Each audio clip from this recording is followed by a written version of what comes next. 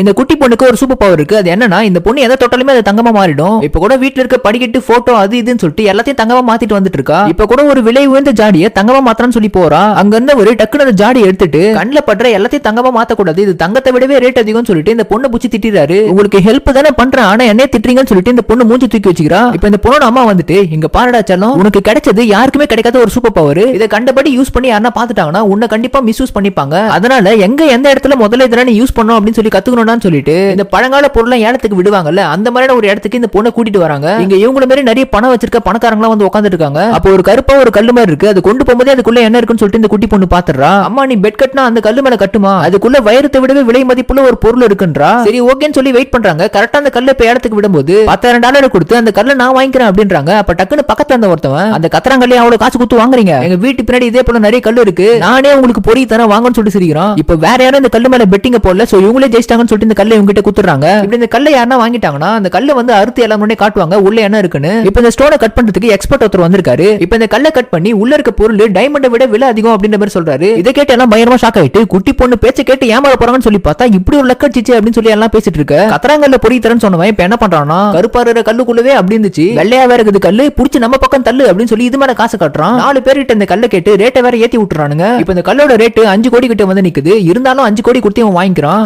சாலா யாரு கிட்ட அப்படின்னு சொல்லிட்டு இவங்கள வேற திரும்பி பாக்குறானா. இந்த குட்டி பொண்ணு செமக்காண்டாயிட்டு கத்திரங்கல்னு சொல்லி கலாய்ச்சா இரு வர ஒண்ணு அப்படின்னு சொல்லிட்டு அந்த கல்லு கிட்ட போயிட்டு இவரோட பவரை பயன்படுத்தி அந்த கல்லை டச் பண்ணிடுறா.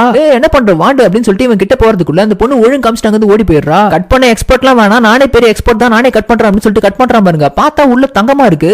நான் இது எக்ஸ்பர்ட் உள்ள தங்கமா இருக்கு அப்படின்னு சொல்லி ஷாக் ஆயிட்டு கேக்குறான். இதோட ஒர்த் வெறும் 50 லட்சம் தான், ஆனா நீங்க 5 கோடி ரூபாய் குத்து வாங்கிருக்கீங்க அப்படின்ற மாதிரி சொல்றாரு. பைத்தியக்கார பையன் அப்படின்னு சொல்லிட்டு அங்க எல்லாரும் இதை கேட்டு பயங்கரமா சிரிக்கிறாங்க. ஆனா இவருக்கு தான் அசையாத மரம் ஒன்று உயிர்ந்தது கீழன்ற மாதிரி ஆயிடுது.